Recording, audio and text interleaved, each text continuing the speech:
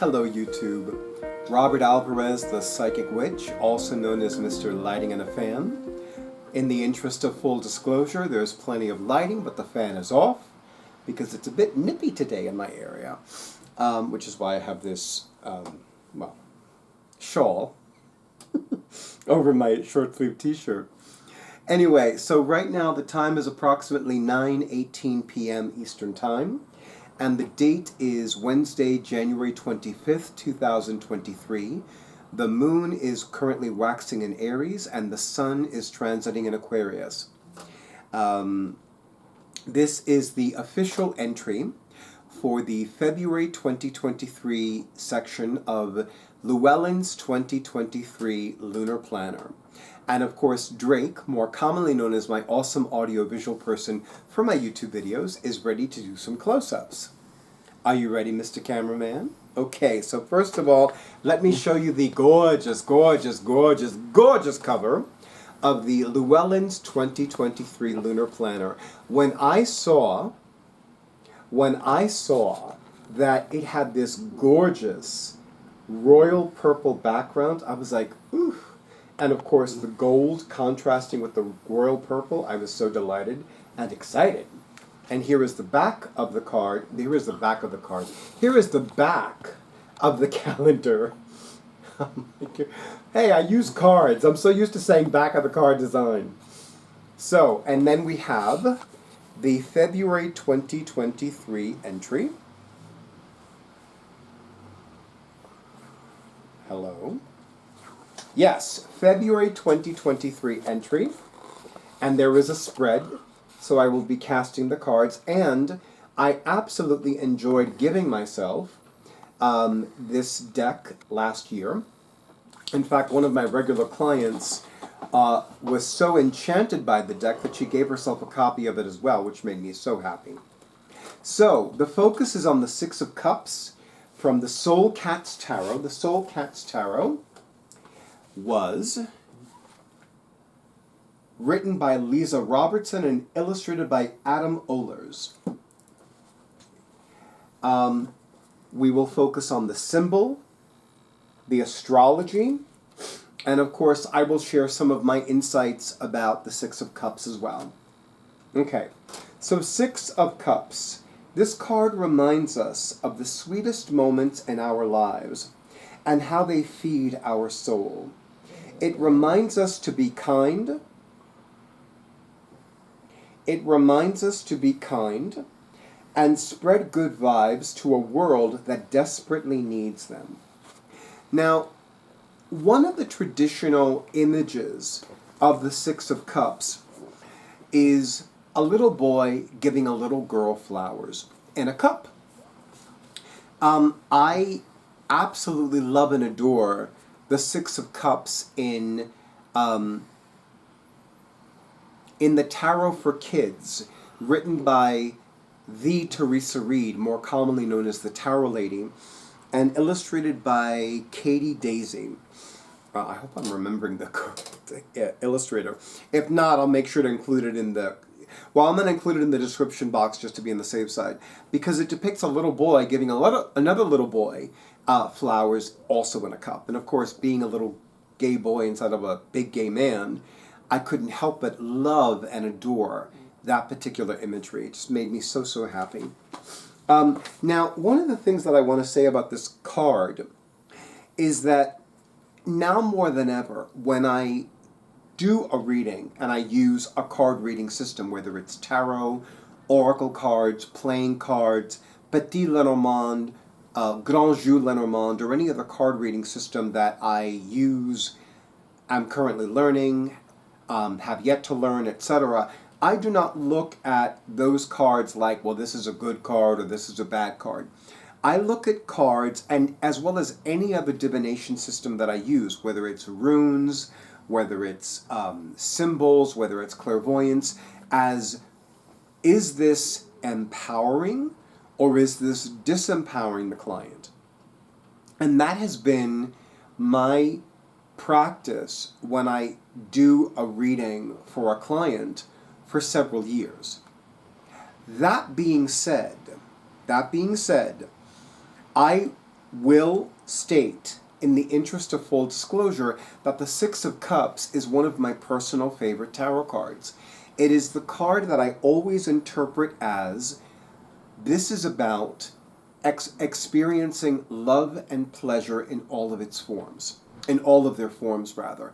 And said another way, this card for me is about the client giving themselves permission to increase the amount of love and pleasure in their lives, whether it is via activities such as reading or dancing, whether it's through listening to music that moves one's body or soul, or body and soul, whether it's indulging and basking in one's favorite colors, textures, essences, etc., etc., etc.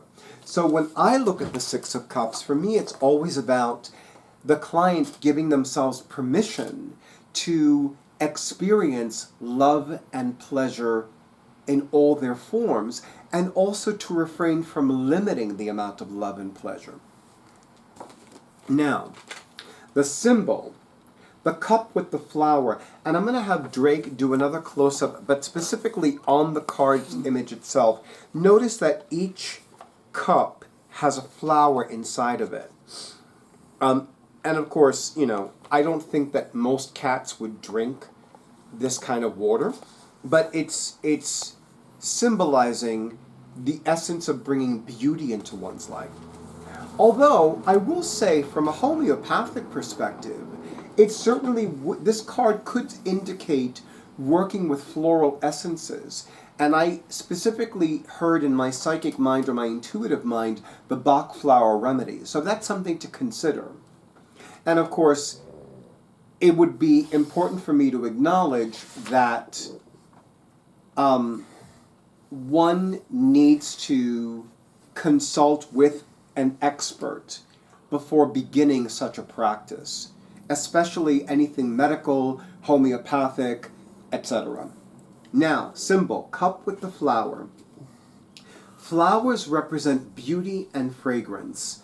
Smell is strongly tied to memory. Flowers also grow from seeds, which require planting and nurturing. The flowers are memories we've experienced and tended. So I'm also going to add, this is a good idea to meditate. Like I'm being guided and led to recommend doing a meditation with the Six of Cups, and using that meditation with the Six of Cups to focus on memories that are loving, that are pleasurable, that are enjoyable, that have been healing, that have been heartwarming, that have been heart-touching. And if you do this, please let me know in the comments. I would be curious to hear what you're willing to share about those memories and how heart-touching or how healing they were for you. Okay, so I'm going to read this 5-card spread. I do love 5-card spreads. I make no bones about that, because 5-card spreads symbolically represent the 5 suits of a tarot deck. We have the major arcana, which is 1 suit, and then we have the 4 suits of the minor arcana, the wands, the cups, the swords, and the pentacles. And each, of course, and each suit of the major of the tarot relates to a certain energy. The major arcana would be the spiritual energies or the spiritual forces of the universe. The wands to the spiritual, actually more specifically, the major arcana to the divine forces of the universe. The wands to the spiritual forces of oneself and of the universe. The cups to the emotional energies. The swords to the mental energies. And the pentacles to the physical energies. Okay. So here's the spread. I'm going to read the first part, I'm going to read the second part, and then I'm going to prepare to cast the cards, and then we'll go from there. And I'm going to close this notification from YouTube so that I'm not distracted. So, anatomy of a memory. Memories are complicated. Sometimes we love them, sometimes they upset us. If you have a memory that keeps coming up, whether pleasant or not. This spread will help you uncover any message or advice that may be embedded in said memory. To begin the reading, go through your deck and select the card that best represents the memory you want to examine and place it in position 1. Card number 1, your memory, which is in the center of the spread. Card number 2, the most important thing to know, which is so to the left, on the left side of card number 1, which is the centralmost card, we have cards 2 and 3. So card number 2 is the most important thing to know. Card number 3 is something you can let fall away.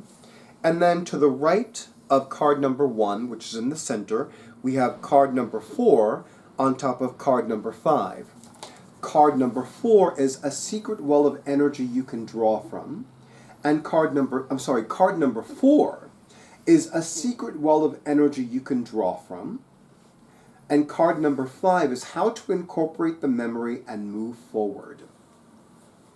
So, and of course, for those of you that have had readings with me when I use cards, I pull a final message card from the bottom of the deck. So, I'm being guided and led to focus on a specific memory, and the specific memory is a traumatic one. Physically and mentally traumatic from 2019. And specifically, May to June of 2019. And as I'm focusing on that, I'm going to quickly go through the deck. And actually, they already showed me which card.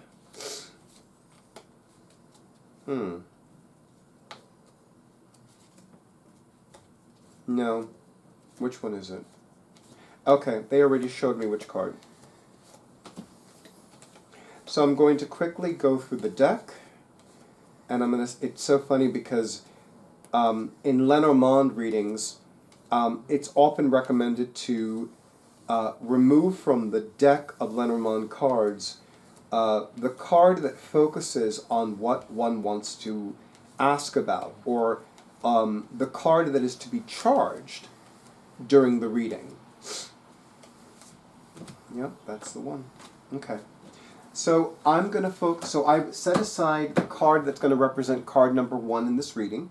Granted, I'm focusing on a physically and mentally traumatic experience that I had between May and June of 2019. However, for the collective, it could be a traumatic experience in your lives, or it could be something that was very deeply and profoundly challenging for you.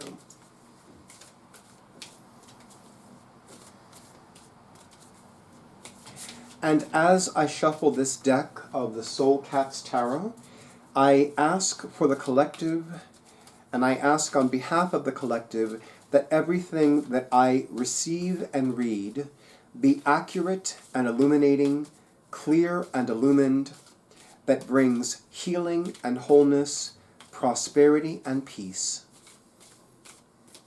and that helps us take the next step forward.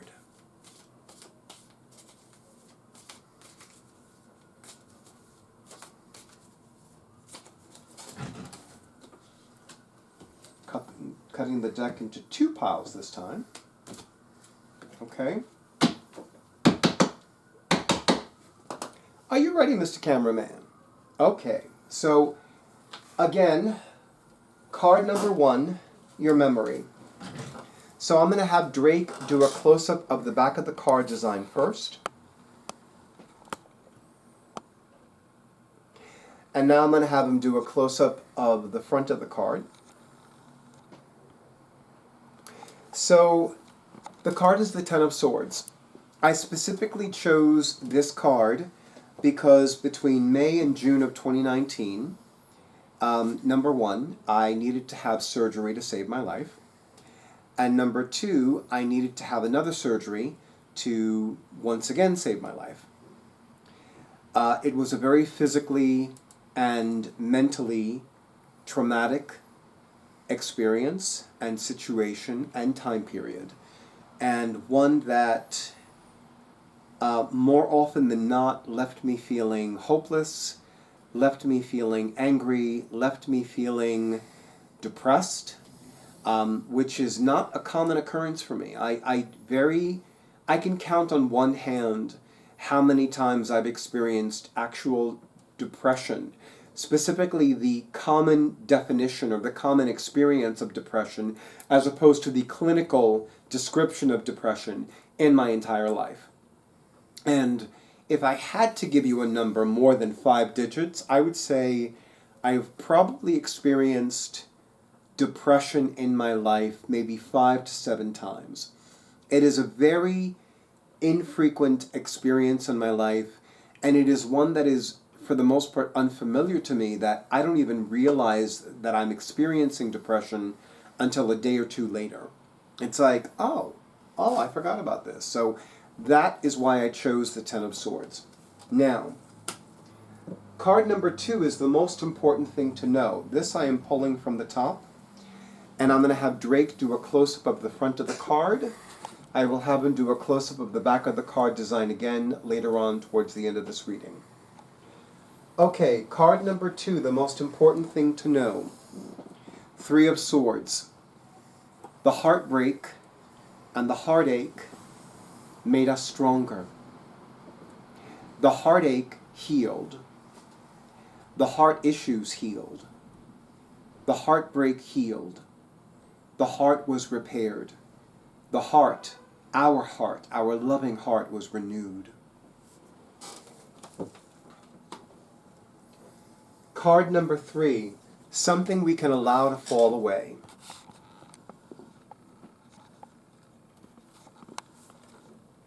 Two of Swords. Our lingering insecurities, doubts, fears. Our lingering worries and woes. I shuffled these cards thoroughly, because I'm like, that's technically 3 Swords cards in a row. Number 4, a secret well of energy from which we can draw. Drake, could you please do a close-up of card number 4? And this card again represents a secret well of energy from which we can draw. The Devil. Ha ha ha! I can't help but laugh because the Devil card is astrologically aligned with my sun sign Capricorn. Horny little devil. I immediately thought of the primary interpretation for the Devil card in the Voyager Tarot, which was created by Dr. James Wanless. I actually don't remember the artist's name offhand. I think that means I need to reconnect with the Voyager Tarot. So, Devil may care. Devil may care. So, again, a secret well of energy from which we can draw. How about playing like a little devil, like a horny little devil, like playing and engaging in sacred play, sexual play, engaging in play where we pretend that we are a little child again, carefree, free as a bird, with no worries, no bothers of any kind. So, whenever life is getting too serious, when adulting is getting too intense, it's like we just need to play. And, we could do something zany, like, woo!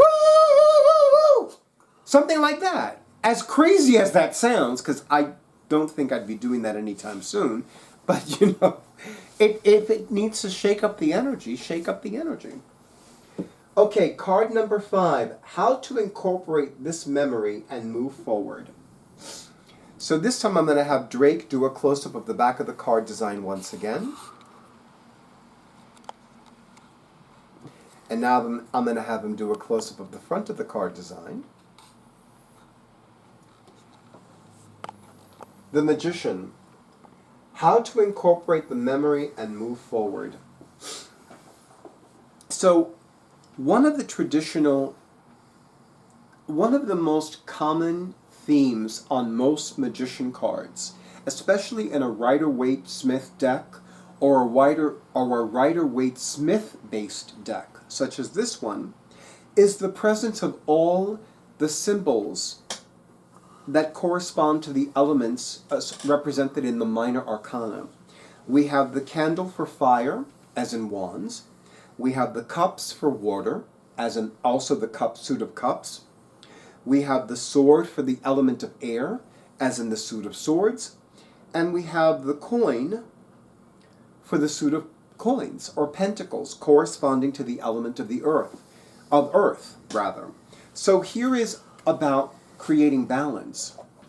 And the magician, being a major arcana card, represents the energy of the divine. And I'm going to have Drake do a close-up of this part of the card where my index fingertips are, because if you look closely, you will see the lemniscate, which is more commonly known as the infinity symbol. So, and that's representing the eternal energy of the divine spiral. And it's also representing focusing on our magic, or if you prefer to call it your personal energy, your personal power, your mojo, whatever term works best for you. Me being a witch and a magical practitioner, and specifically a moon magic witch, as well as a gay male witch, I focus on the term magic with a K. So here is what I'm saying about this. So this is a reminder that you can incorporate this memory and move forward with this memory by practicing your magic.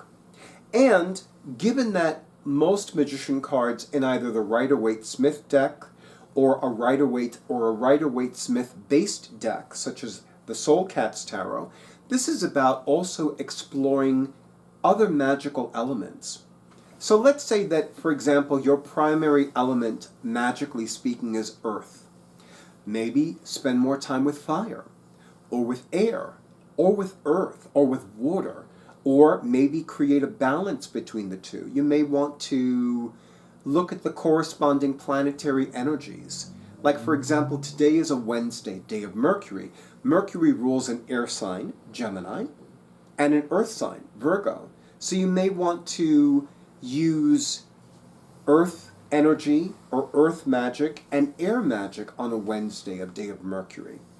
Or you may want to do it, let's say, 1 week you focus on fire magic, and the following week you focus on air magic, and the week after that water magic, and the week after that earth magic. However you want to do it, however it works for you, what I'm getting ultimately from this card is balance your magic elementally, energetically, and also create balance, or at least strive to create balance in all of the areas of your life. The professional, the personal, the magical, the outer, the inner. And the final message card is, and again, this is from the bottom of the deck, the Queen of Pentacles. So the emphasis is definitely on earth magic. The emphasis is on working with crystals. It's very easy for me, especially as somebody that has 6 planets and earth signs, to associate working with crystals when it comes to enhancing one's earth magic practices, or as a very simple way of experiencing or working with earth magic. Crystals, metals, gold, silver, platinum, titanium, and of course spending time in places with an abundance of earth. Now, I am well aware of the fact that in my area it's still winter, so I know that I'm not going to be seeing a lot of flowers, but I can still go to a park, spend time with the trees, spend time touching the trees, hugging the trees. I can sit on a rock, I can sit on a log, I can absolutely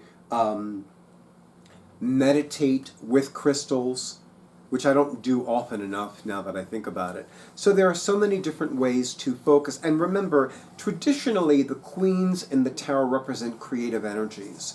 So this could be an invitation from the divine via the sacred tarot to create a new practice with regards to either earth magic or working with crystals. And of course, earth magic does not always mean crystals. It could be working with rocks that you find in your nature walks when you're hiking on a trail.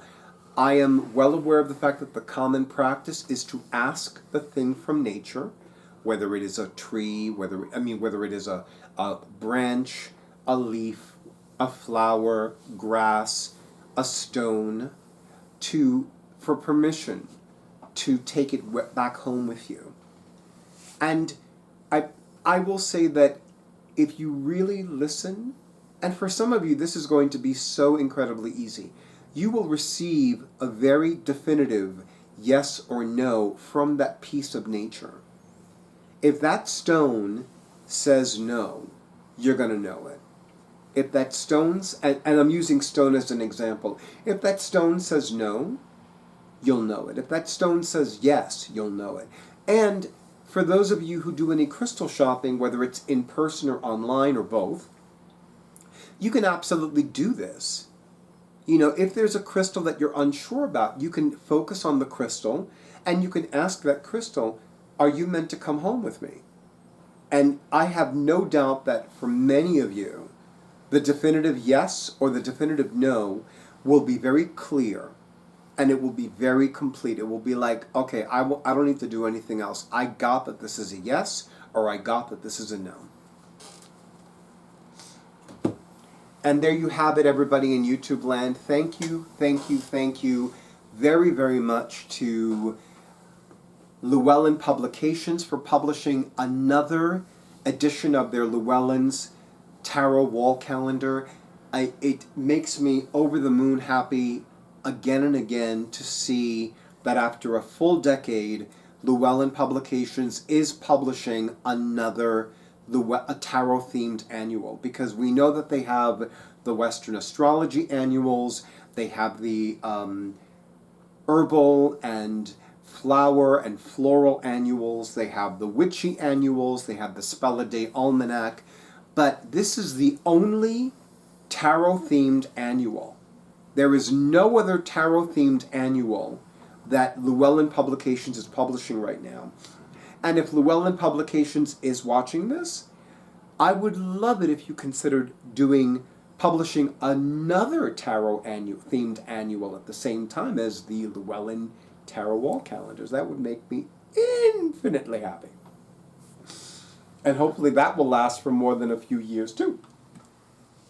And of course, I want to thank the Barbara Moore for the insights, spreads, and tips that she writes in these beautiful, beautiful calendars. I cannot tell you how much I love and adore them. I really can't tell you, because I really, really love and adore them. And let me assure you that Llewellyn Publications is not paying me 1 cent, let alone any other amount of money to say this. I happily, delightfully, delightedly, lovingly, lavishly, lusciously say this in all of the videos that focus on Llewellyn's tarot calendars. And I especially want to thank Lisa Robertson and Adam Ohlers for co-creating the Soul Cats Tarot, which is my newest cat-themed tarot deck.